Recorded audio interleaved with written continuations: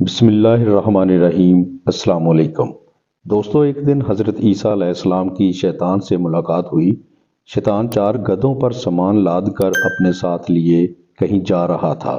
حضرت عیسیٰ علیہ السلام نے پوچھا، ان 4 گدھوں پر کیا لدا ہوا ہے؟ شیطان نے کہا، ان گدھوں پر تجارت کا سامان لدا ہوا ہے اور خریدنے والوں کو تلاش کر رہا ہوں۔ حضرت عیسیٰ علیہ السلام نے پوچھا، پہلے گدھے پر کیا سامان ہے؟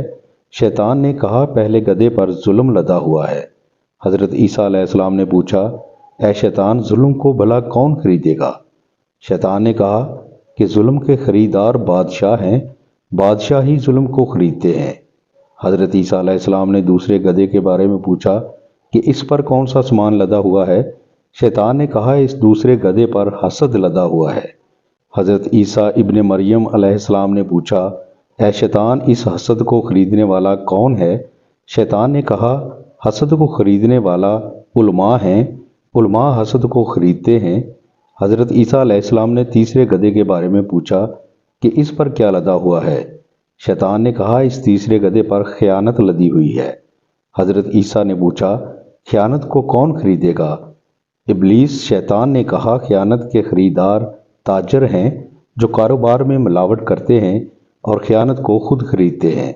حضرت عیسیٰ علیہ السلام نے پوچھا کہ چوتھے گدھے پر کیا سامان لدا ہوا ہے؟ شیطان نے جواب دیا، اس چوتھے گدھے پر مکر و فریب لدا ہوا ہے۔ حضرت عیسیٰ نے پوچھا، اس مکر و فریب کا کون خریدار ہے؟ شیطان نے کہا، اس مکر و فریب کی خریدار عورتیں ہیں، عورتیں مکر و فریب کو خریدتی ہیں۔ شیطان کو جب اللہ نے اپنے دربار الہی سے نکالا تو شیطان نے کہا، یا اللہ، میرا کھانا کیا ہوگا؟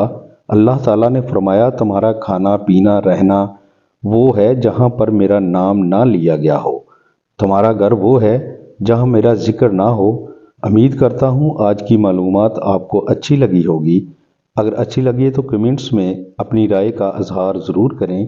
چینل کو سبسکرائب اور ویڈیو کو لائک ضرور کریں تاکہ اس طرح کی مفید معلومات آپ کو بر وقت مل سکیں۔ شکریہ۔